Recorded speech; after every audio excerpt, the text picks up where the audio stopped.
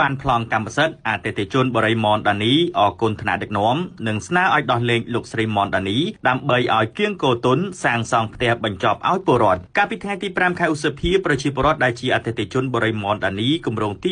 29បានទទួលប្លង់កម្មសិទ្ធិចំនួនជាង 1000 បានក្រោមវត្តមានរបស់ថ្នាក់ដឹកនាំក្រសួងរៀបចំដែនដីនគររូបនីយកម្មនិងសំណង់យ៉ាងណាក្រោយទទួលបានប្លង់កម្មសិទ្ធិនេះប្រជាពលរដ្ឋដែលជាអតិថិជនរបស់បរិមនដានីនិងលោកស្រីចម្រើនដែលជាតំណាងឲ្យលោកស្រីមនដានីម្ចាស់បរិមនដានីបានថ្លែងអំណរគុណយ៉ាងជ្រាលជ្រៅចំពោះសម្ដេចតេជោហ៊ុនសែនប្រធានព្រឹទ្ធសភាកម្ពុជាអំឡុងពេលដែលសម្ដេចជានាយករដ្ឋមន្ត្រីបានដាក់ចេញនូវបទបញ្ជានិងវិធានការដោះស្រាយទុក្ខលំបាករបស់ប្រជាពលរដ្ឋបានយ៉ាងកក់ក្ដៅជាទីបំផុតក្រៅពីនេះលោកស្រីចម្រើននិងប្រជាពលរដ្ឋដែលជាអតិថិជនរបស់បរិមនដានី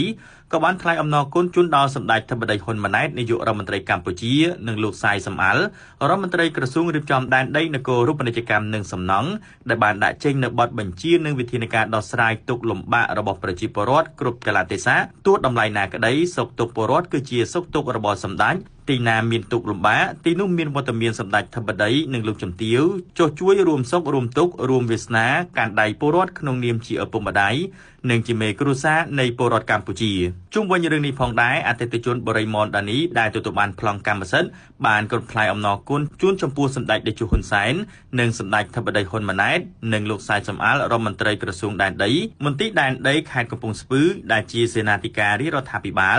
និងភាគីពាក់ព័ន្ធទាំងអស់ដែលបានខិតខំប្រឹងប្រែងអំពីកម្លាំងកាយចិត្តជួយដោះស្រាយទុក្ខលំបាករបស់ប្រជាពលរដ្ឋរងគ្រោះក្នុងនោះដែរក៏សូមថ្លែងអំណរគុណដល់លោកស្រីចម្រើនដែលបានខិតខំប្រឹងប្រែងពុះពៀឧបសគ្គគ្រប់បែបយ៉ាង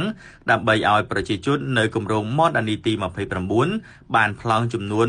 1097បាននិងបងប្អូនមួយចំនួនទៀតដែលនៅមិនទាន់បានកម្មសិទ្ធិនៅឡើយជាមួយគ្នានេះអតិថិជនរូបនេះក៏បានទទូចអង្វរដល់សម្ដេចទាំងទ្វេមេត្តាជួយដល់បងប្អូនប្រជាពលរដ្ឋដែលមិនទាន់បានប្លង់និងផ្ទះសូមសំណូមពរឲ្យសម្ដេចទាំងទ្វេ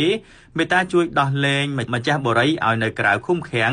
ដើម្បីគៀកោដើមទុនសាងសង់ផ្ទះជូនប្រជាពលរដ្ឋជាពិសេសសូមឲ្យលោកស្រីចម្រើននៅតែមានឆន្ទៈជួយដល់ប្រជាជន